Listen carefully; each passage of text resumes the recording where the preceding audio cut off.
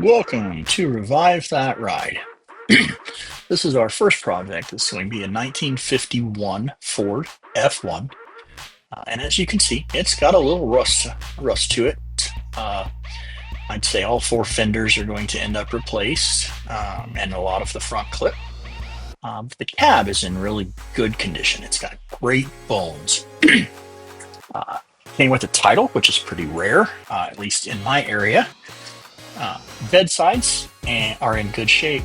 As you'll see here in a moment, the bed floor is obviously gone. It was a wood floor, and it rotted out as most of them do.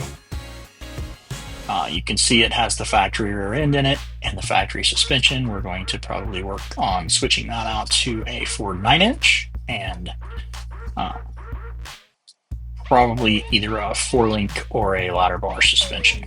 I haven't decided yet. Tailgate's in relatively good condition.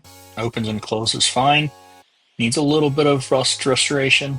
A few holes filled up here and there, but not a lot of dents that are going to have to be straightened out in it. So thankful for that.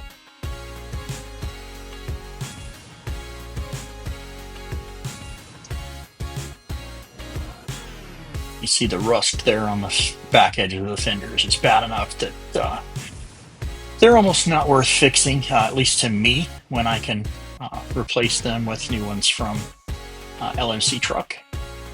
See the gas coming out of the back of the cab there. We're going to shave that guy off. Put the gas tank under the bed in the back end. No seat in the truck.